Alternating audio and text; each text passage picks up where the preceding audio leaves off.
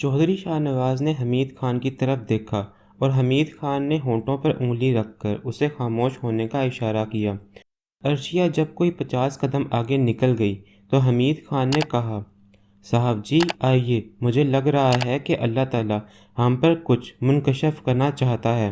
مگر حمید خان، چودھری شاہ نواز نے کہنا چاہا۔ حمید خان نے عاجزی سے ہاتھ جوڑ دیے اور ہونٹوں پر انگلی رکھ کر خاموش رہنے کا اشارہ کیا، اور اس کے ساتھ ہی وہ چودھری شاہ نواز کا ہاتھ پکڑ کر آگے بڑھنے لگا۔ چودھری شاہ نواز عجیب سی کیفیت کا شکار ہو گیا تھا۔ عرشیہ کئی راہداریاں عبور کرنے کے بعد گھر کے بیرونی حصے میں نکل آئی اور پھر اس کا رخ اس جانب ہو گیا جدھر وہ درخت تھا جس کے نیچے چودھری شاہ نواز کی دانست میں بابا ادریس ہوتے تھے۔ عرشیہ اسی جانب جا رہی تھی۔ حمید خان نے ایک طرف اشارہ کیا اور چودھری شاہ نواز کو لے کر ایک درخت کی آڑ میں پہنچ گیا۔ وہ درختوں کی آڑ لیتے ہوئے آخرکار اس درخت سے تھوڑے فاصلے پر پہنچ گئے جس کے نیچے راج گندل بیٹھا ہوا تھا۔ عرشیہ اس کے قریب پہنچی تو اس کی آواز سنائی دی، جے مہاراج، جے بھوانی دیوی۔ چودھری شاہ نواز کے ہوش اڑ گئے تھے۔ جے بھوانی دیوی کی نئی سیوک، نئی داس، ہم تجھے بھوانی دیوی کے چرنوں میں سویکار کرتے ہیں۔ آخرکار بھوانی دیوی نے تیری اچھا پوری کر ہی دی۔ آ بھوانی دیوی کے سامنے بیٹھ جا۔ یہ الفاظ بابا ادریس کے منہ سے نکل رہے تھے اور چودھری شاہ نواز سکتے کی سی کیفیت میں تھا۔ اسے یوں لگ رہا تھا جیسے اس کا دل بند ہو جائے گا۔ بابا ادریس کے روپ میں راج گندل نے اپنی جھولی سے ایک مجسمہ نکالا اور اسے سامنے رکھ دیا۔ عرشیہ نے دونوں ہاتھ جوڑے اور مجسمے کے سامنے سجدہ ریز ہو گئی۔ آہستہ آہستہ چودھری شاہ نواز کے اندر زندگی بیدار ہوئی اور اس کے پورے بدن میں گرم گرم لہریں دوڑنے لگیں۔ عرشیہ کی یہ حالت دیکھ کر اس کا خون کھولنے لگا۔ پھر عرشیہ سیدھی ہوئی اور اس کے بعد آہستہ آہستہ کھڑی ہو گئی۔ پھر عرشیہ نے بھوانی دیوی کے مجسمے کے سامنے ناچنا شروع کر دیا۔ وہ دیوانہ وار رقص کرتی رہی۔ تقریباً 15 منٹ تک یہ رقص طوفانی انداز میں جاری رہا اور اس کے بعد وہ تھک کر پھر گھٹنوں کے بل بیٹھ گئی اور اس نے دونوں ہاتھ جوڑ کر مجسمے کو پرنام کیا۔ شاہ نواز کی قوت برداشت ختم ہوتی جا رہی تھی۔ حمید خان اس کے دونوں بازو پکڑے ہوئے تھا اور اسے بار بار سہارا دے رہا تھا اور اشارہ کر رہا تھا کہ وہ خاموش رہ کر صورتحال کا جائزہ لیتا رہے، لیکن شاہ نواز دیوانہ ہوتا جا رہا تھا۔ تب اس نے عرشیہ کی آواز سنی، ہاں راج گندل مہاراج، میں نے اپنی بچی کو سپنے میں دیکھا تھا۔ وہ مجھے ماما ماما کہہ کر پکار رہی تھی، اور وہ سمے دور نہیں کہ وہ خود جیتی جاگتی تیرے سینے سے لپٹ جائے گی۔ بس تجھے بھوانی دیوی کے 7 استان پورے کرنا ہوں گے۔ میں تیار ہوں مہاراج، میں تیار ہوں۔ او کتے، او بغیرت، او ذلیل انسان، اللہ تجھے غارت کرے، تو پھر بابا ادریس کے بھیس میں آ گیا۔ چودھری شاہ نواز کی قوت برداشت جواب دے گئی اور وہ گھراتا ہوا آگے بڑھا۔ راج گندل نے منہ اٹھا کر اسے دیکھا اور پھر اچانک ہی اس کے حلق سے ایک بھیانک قہقہ آزاد ہو گیا۔ چل تو بھی آ گیا، آجا آجا، تجھ سے بھی تو 2 ہاتھ کرنے ہی تھے۔ اس نے دونوں ہاتھ بلند کیے اور چودھری شاہ نواز کو یوں لگا جیسے اس کے اور راج گندل کے درمیان کوئی دیوار آ گئی ہو۔ وہ اس دیوار سے ٹکرایا تھا۔ راج گندل مسکراتی نگاہوں سے اسے دیکھ رہا تھا۔ پھر اس نے کہا، چودھری شاہ نواز، تو نے میرا اڈا تباہ کیا تھا، میرے متروں کو مارا تھا، تیرا کیا خیال ہے؟ تیرے لیے میرے من میں دیا آئے گی؟ میں تو تیرے پورے پریوار کو نشٹ کر دوں گا۔ ادریس تو کہیں دم دبا کر بھاگ گیا۔ اس نے مجھ سے ٹکر لی تھی، اس لیے اسے اس کے سارے عقیدت مندوں میں بدنام کر دیا۔ سارے کے سارے اسے نفرت کرنے لگے اور تو نے خود اپنی آنکھوں سے دیکھ لیا کہ اس کے اپنے لوگوں نے ہی اس کا گھر جلا کر بھسم کر ڈالا۔ میں نے اس سے پہلے ہی کہہ دیا تھا کہ ادریس، راج گندل کا راستہ مت کاٹ، میں تجھے تباہ و برباد کر دوں گا، پر نہیں مانا اور اب کسی چوہے کے بل میں جا چھپا ہے۔ بہت تیز مار خان سمجھتا تھا اپنے آپ کو، سارے کھیل بگاڑ دیے میں نے اس کے۔ راج گندل ہوں میں، پہلے میں مہا سابلی کے چرنوں میں رہتا تھا اور اس سے مجھے دور کرنا تیرا ہی کام تھا۔ تو نے میرا اڈا جلا دیا، ڈیرا تباہ کر دیا اور میرے دشمنوں میں شامل ہو گیا۔ سمے سمے کی بات ہوتی ہے، راج گندل مہا شکتی مان تو نہیں بن سکا، پر اب اس کی شکتی نے نئے رنگ اختیار کیے ہیں۔ میرا دشمن نمبر 1 تو جا چھپا ہے مجھ سے کہیں بچ کر، لیکن تجھے بھی تو مزہ چکھانا تھا۔ تو دیکھ لے کیا ہو رہا ہے تیرے ساتھ۔ چودھری، تیری یہ پتنی بھی گئی، پہلی کو میں نے ہی نشت بھشت کر دیا اور اب یہ بھی میرے چنگل میں ہے، کیا سمجھا؟ اور تو میرے چنگل میں ہے راج گندل، چودھری شاہ نواز نے دیوانہ وار کہا اور بسم اللہ کہہ کر راج گندل اور اپنے درمیان قائم دیوار سے ٹکر ماری۔ پھر وہ دیوار سے گزرتا چلا گیا اور سیدھا راج گندل سے جا ٹکرایا۔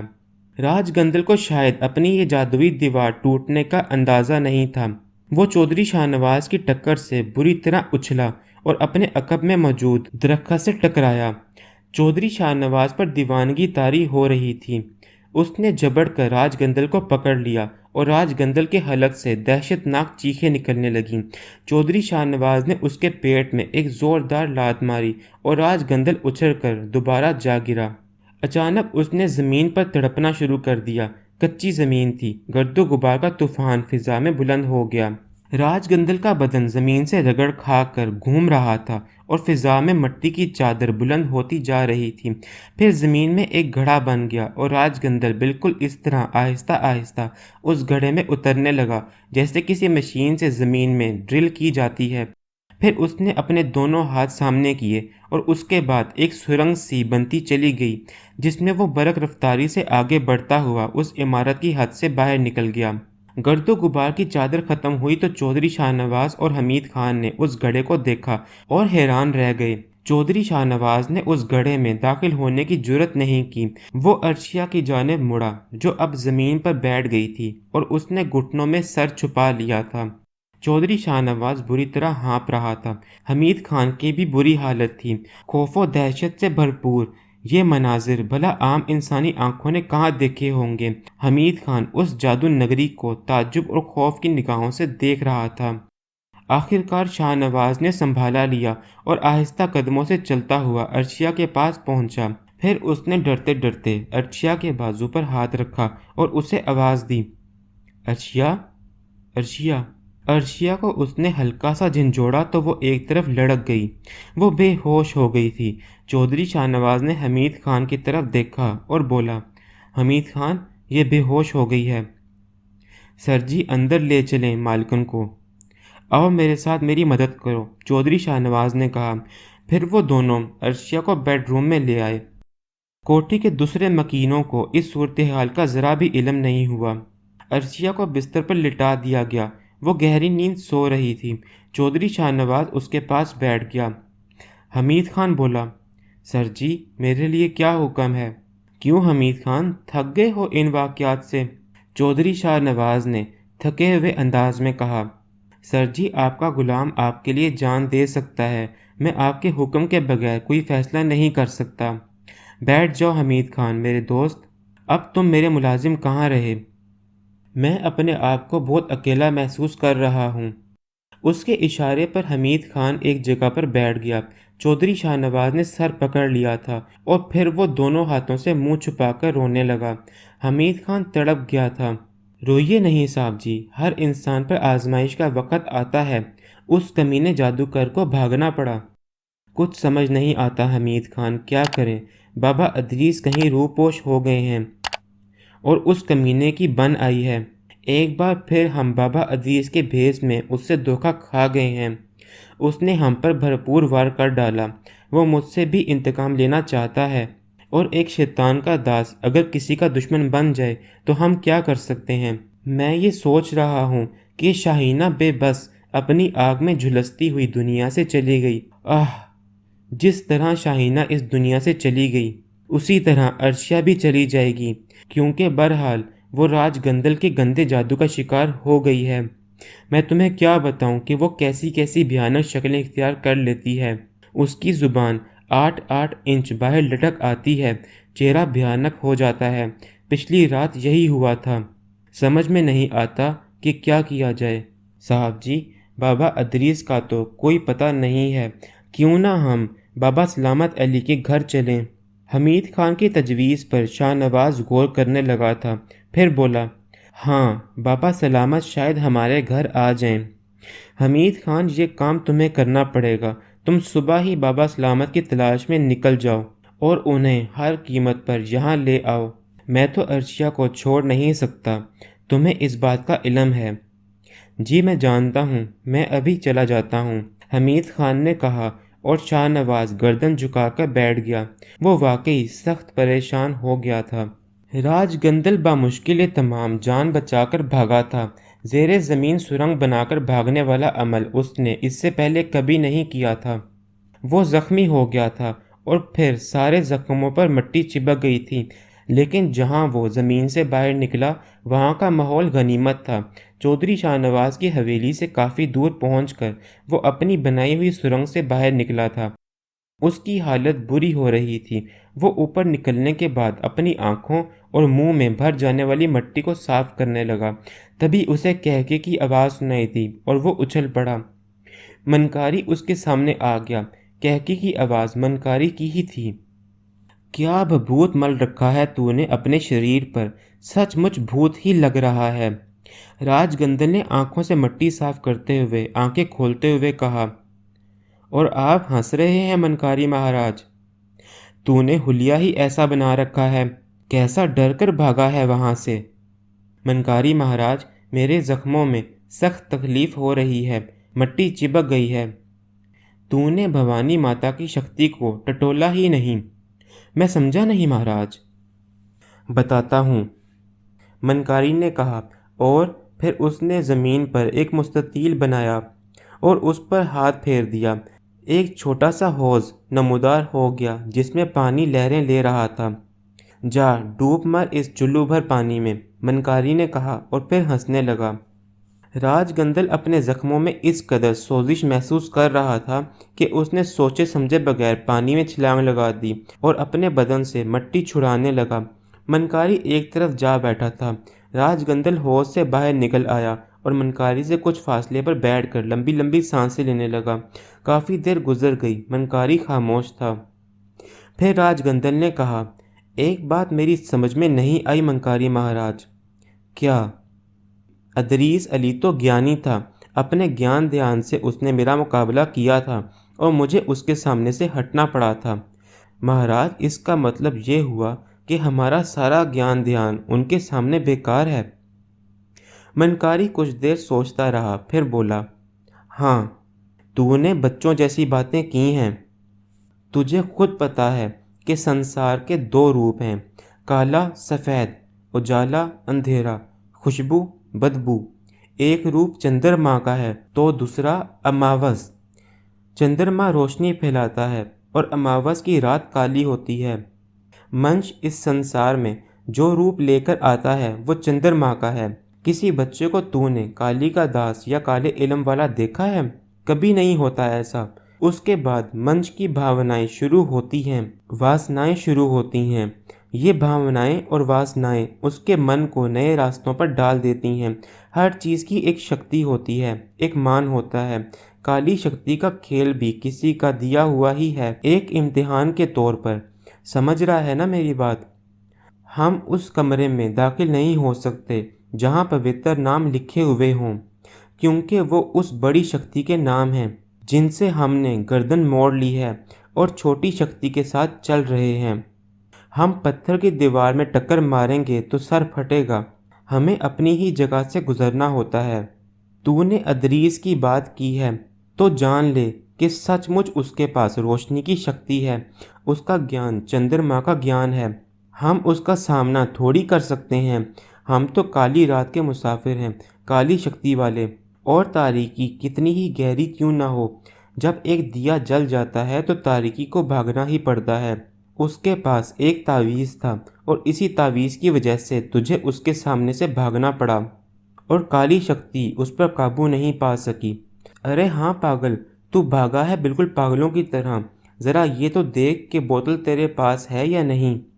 ہے مہاراج، اتنا میں جانتا ہوں کہ جب تک بوتل کا قیدی ہمارے قبضے میں ہے ہم جیت رہے ہیں، ورنہ مصیبت گلے پڑ جائے گی۔ چل اب کوئی صحیح جگہ پکڑ، تیرے زخم کافی گہرے ہیں، خون نکلا جا رہا ہے، منکاری نے کہا، اور راج گندل کا چہرہ خوفناک ہو گیا۔ اس نے مجھے زخمی کیا ہے، چھوڑوں گا نہیں اسے، وہ حال بنا دوں گا اس کا کہ وہ بھی یاد کرے گا۔ مہاراج، میں اس کی بیٹی کو ماں سابلی کی پجارن بنا دوں گا، ایسے چرکے لگاؤں گا اس کے دل پر کہ وہ بھی کیا یاد کرے گا۔ چل چل، جو کرنا ہے بعد میں کرنا، پہلے اپنے زخموں کو تو چاٹ بولے، بات بناتا ہے، منکاری نے کہا، اور راج گندل وہاں سے اٹھ کر آگے بڑھ گیا۔ چودھری شاہ نواز کے برے دن اس کا تعاقب کر رہے تھے، سب کچھ بھول گیا تھا۔ دولت، جائیداد، شان و شوکت، بڑی حویلی شاہینہ کی موت کے بعد ویران ہو گئی تھی۔ ملازموں کا راج تھا وہاں۔ خود لکڑ موڑ والی حویلی میں بے کسی کا وقت گزار رہا تھا۔ عرشیہ کمرے میں بند تھی اور اس کی کیفیت بہتر نہیں ہوئی تھی۔ اس نے اپنے کمرے میں داخل ہو کر خوب توڑ پھوڑ مچائی تھی۔ ڈیکوریشن پیس چکنا چور کر دیے تھے، پردے پھاڑ دیے تھے۔ شاہ نواز کو اندازہ ہو گیا تھا کہ وہ کوئی بھی خوفناک قدم اٹھا سکتی ہے۔ وہ اسے دوسرے کمرے میں لے آیا تھا۔ ملازم خوف زدہ ہو گئے تھے۔ حمید خان بابا سلامت کی تلاش میں گیا ہوا تھا۔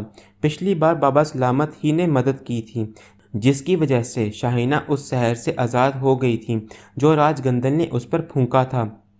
لیکن بعد میں شاہینہ زندہ نہیں بچ سکی تھی اور اس احساس نے چودھری شاہ نواز کو بڑا دل گرفتہ کر دیا تھا۔